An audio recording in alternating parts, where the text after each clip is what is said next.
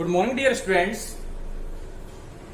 आज हम लोग डिस्कस कर रहे हैं consumer equilibrium, chapter number 2, 12th economics का। जैसा कि आपको पता है, ए consumer is one who by goods and services for his satisfaction. His main objective is to spend his income on various commodities in such a way that he get maximum satisfaction. It means एक consumer अपनी income को इस तरीके से खर्च करना चाहता है कि जितना उसने खर्च किया है उसके बराबर ही उसे सेटिस्फैक्शन मिल जाए। क्लियर?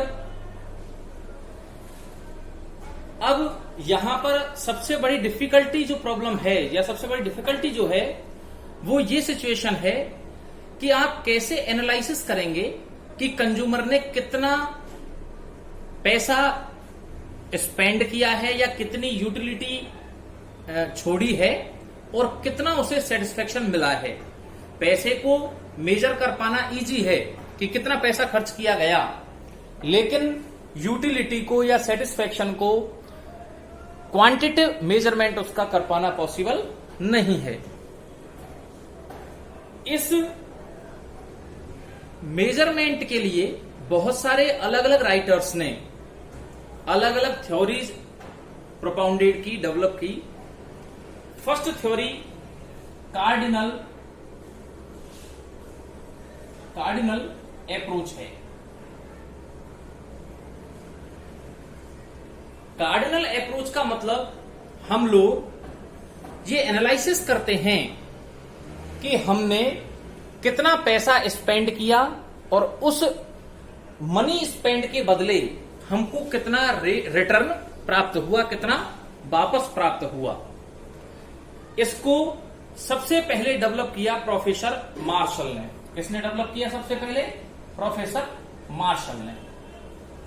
क्लियर?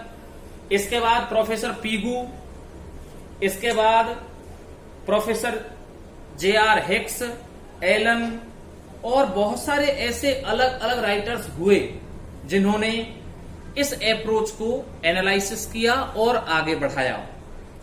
ये अप्रोच बेस्ड है किस पर?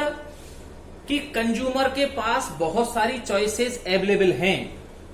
उन वेरियस चॉइसेस में से कंज्यूमर किस कमोडिटी को परचेज करना चाहता है और किस कमोडिटी को परचेज करके उसे मैक्सिमम सेटिस्फेक्शन प्राप्त होता है। इस टॉपिक को स्टार्ट करने से पहले मैं आप लोगों को कुछ टर्म्स हैं उनके बारे में एनालिसिस या एक डिस्कशन दे रहा हूं। पहला टर्म आता है यूटिलिटी एनालिसिस। क्या आता है? Utility analysis. Clear? What is utility analysis? सबसे पहले तो आप लोगों को पता होना चाहिए कि व्हाट इज यूटिलिटी। इसको हिंदी में बोलते हैं उपयोगिता। क्या बोलते हैं? उपयोगिता। What is utility? यूटिलिटी का मतलब होता है कि प्रत्येक चीज में मनुष्य की आवश्यकताओं को संतुष्ट करने की क्षमता होती है। वो जो क्षमता है वही क्या है? Utility. It means utility is the power of commodity to satisfy human wants. In economics, utility is expressed as a mathematical score which a consumer get from the consumption of a basket of goods and services. एक consumer किसी commodity के group को consumption करने के बाद, consume करने के बाद जो सेटिस्फेक्शन प्राप्त करता है वो सेटिस्फेक्शन ही क्या कहलाता है बेटा? यूटिलिटी। इसका मतलब यूटिलिटी का मतलब क्या मानेंगे आप लोग? Power of satisfaction. क्या मानेंगे? Power of satisfaction. क्लियर। लेकिन इस सेटिस्फेक्शन का भी अलग अलग सिस्टम है। एक इकोनॉमिक्स की बुक एक 12th के या 11th के कॉमर्स के स्टूडेंट के लिए इंपॉर्टेंट हो सकती है, लेकिन एक आर्ट्स के लिए या एक साइंस वाले बच्चे के लिए ये इतनी इंपॉर्टेंट हो ऐसा कंपलसरी नहीं है। इसलिए प्रत्येक कमोडिटी में अलग अलग व्यक्ति की नीड्स को सेटिस्फाई करने की जो क्षमता होती है वो उस कमोडिटी की यूटिलिटी को एक्सप्रेस करती है। यूटिलिटी को 2 पार्ट्स में डिवाइड किया गया है। कितने पार्ट्स में? First positive and second negative. Positive utility वो है जो सोशल वेलफेयर को प्रमोट करती है। फॉर एग्जाम्पल रोटी, कपड़ा, मशीनरी, कार और बहुत सारी चीजें जो मनुष्य की लाइफ स्टाइल को, लिविंग स्टैंडर्ड को, लोगों के सेटिस्फैक्शन को इंक्रीज करती हैं बिना किसी हार्मफुल कंडीशन के, वो पॉजिटिव यूटिलिटी होती है। इसके कंपैरिजन के अगर आप दूसरा रूप देखेंगे तो नेगेटिव यूटिलिटी है। ये मनुष्य की आवश्यकताओं को संतुष्ट तो करती है, लेकिन उसके लिए वो सोशल वेलफेयर को समाप्त करती है, खत्म करती है, समाप्ति की ओर ले जाती है। जैसे शराब, मादक पदार्थ या नशीले पदार्थ, जितनी भी जैसे बम है, बंदूकें हैं, हथियार हैं और बहुत सारी चीजें हैं जो एक सोसाइटी को नेगेटिव थिंक की ओर ले जाती हैं। किसकी ओर ले जाती हैं? नेगेटिव थिंक की ओर ले जाती हैं या सोशल वेलफेयर को रिड्यूस करती हैं। तो आपको समझ में आ गया, यूटिलिटी पॉजिटिव भी हो सकती है और यूटिलिटी नेगेटिव भी हो सकती है। लेकिन अब आपको दूसरी चीज क्या समझनी है? यूटिलिटी एक लिमिट तक ही पॉजिटिव रहेगी। क्या रहेगी? एक लिमिट तक ही पॉजिटिव रहेगी। उसके बाद उसका मैक्सिमम लेवल आ जाएगा सेटिस्फैक्शन का, और उसके बाद वो किसकी ओर चली जाएगी? माइनस की ओर चली जाएगी। फॉर एग्जाम्पल, आप भूखे हैं और खाना खाने बैठते हैं तो हो सकता है कि पहली चपाती पर आपको सेटिस्फैक्शन बहुत हाईएस्ट मिले, दूसरी पर कम, तीसरी पर कम, चौथी पर कम और 5वीं पर आपका पेट भर जाए। तो वहां पर आपका जो टोटल यूटिलिटी है वो तो मैक्सिमम हो गया। लेकिन अगर आप उसके बाद भी खाना स्टार्ट रखेंगे तो ऐसी कंडीशन में अब आपको वो चपातियां एनर्जी देने की बजाय, सेटिस्फेक्शन देने की बजाय आपके लिए हानि का कारण बनेंगी। आपके लिए हो सकता है उससे आपकी तबीयत भी खराब हो जाए, हो सकता है कि आपके लिए और भी कोई डिहाइड्रेशन या कोई भी दिक्कत आ सकती है, डायरिया वगैरह की। तो कुल मिलाकर बात ये आती है कि यूटिलिटी एक लेवल तक पॉजिटिव रहेगी और उसके बाद मैक्सिमम होकर धीरे धीरे क्या हो जाएगी? रिड्यूस होना स्टार्ट हो जाती है, नेगेटिव होना स्टार्ट हो जाती है। ये तो बात थी यूटिलिटी की। अब हम लोग देखेंगे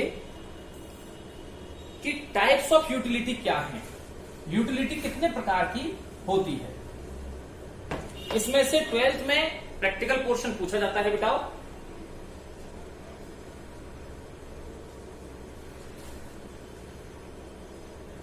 utility, types of utility, clear.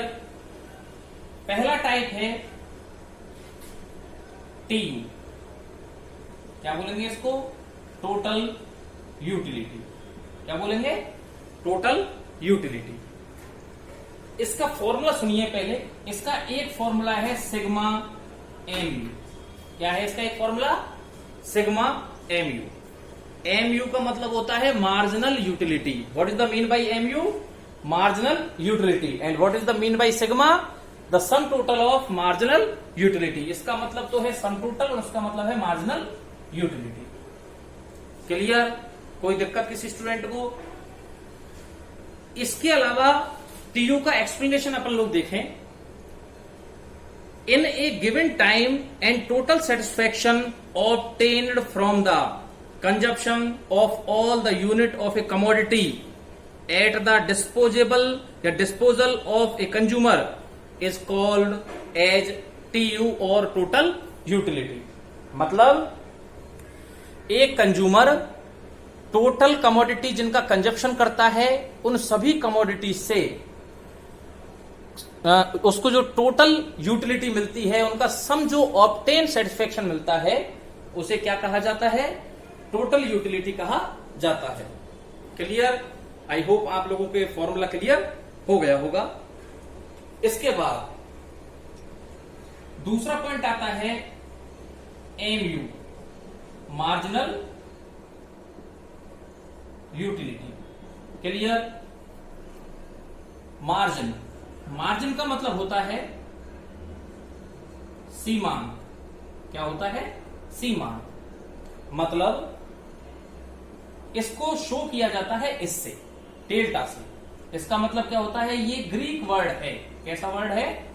Greek word है जो एक्सप्लेन करता है एन एडिशनल यूनिट। किसको एक्सप्लेन करता है? An additional unit. मतलब एक एडिशनल यूनिट के बदले, मार्जिन का मतलब क्या होता है? An additional unit. एक एडिशनल यूनिट के बदले आपका टोटल यूटिलिटी में जो चेंज आया है, जैसे मान के चलिए, इसके लिए मैं आपको एक एग्जांपल दूं कि मान के चलिए एक चपाती को खाने से आपको 40 यूटिल्स की टोटल यूटिलिटी मिली, साथ में दूसरी चपाती खाने से आपको टोटल यूटिलिटी मिली 70 की, और 3 चपाती खाने से आपको टोटल यूटिलिटी मिली 90 की। ये तो है क्वांटिटी ऑफ कमोडिटी, और ये क्या है? Total utility. तो अगर आप कैलकुलेट करेंगे मार्जिनल यूटिलिटी, तो फर्स्ट यूनिट से 40, सेकंड से कितनी मिली? तो यहां पर हमने एक यूनिट को बढ़ाया है। कितनी यूनिट को बढ़ाया है? एक, एन एडिशनल यूनिट। क्लियर? तो यहां पर टोटल यूटिलिटी में कितना अंतर आया है? 30 का। तो सेकंड यूनिट से, एक एडिशनल यूनिट से यहां पर कितनी अतिरिक्त यूटिलिटी प्राप्त हुई? 30 यूटिल्स की। इसके बाद तीसरी यूनिट में एक एडिशनल और ऐड कर दी हमने, तो यहां पर कितना अंतर आया? 20 का। तो इसका मतलब क्या है कि थर्ड जो unit, an additional unit use की गई थी, उससे हमको अतिरिक्त या एडिशनल जो सेटिस्फेक्शन मिला, यूटिलिटी मिला, उसे ही हम थर्ड की मार्जिनल यूटिलिटी कहेंगे। बात क्लियर? इसके बाद थर्ड पॉइंट आता है, सॉरी, इसके लिए आप फॉर्मूला देख लें, M U equal to delta T U divided by delta Q. Clear? Formula क्या है बेटा इसका? एम यू या marginal utility is equal to delta T U, it means change in T U divided by change in quantity. Clear? Delta किस चीज को show करता है? चेंज को, कितना चेंज हुआ है। क्लियर? इसके बाद थर्ड पॉइंट आता है आप लोगों का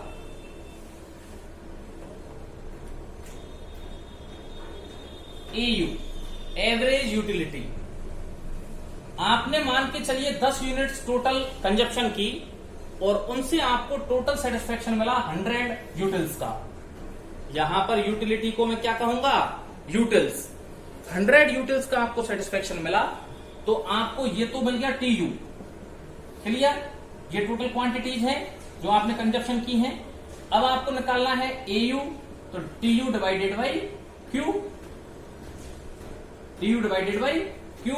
तो यहां पर आपको पर यूनिट कितना यूटिल्स अचीव हुआ, कितना यूटिल्स ऑब्टेन हुआ, ये आप इजीली कैलकुलेट कर सकते हैं। तो एवरेज यूटिल का मतलब क्या हो गया?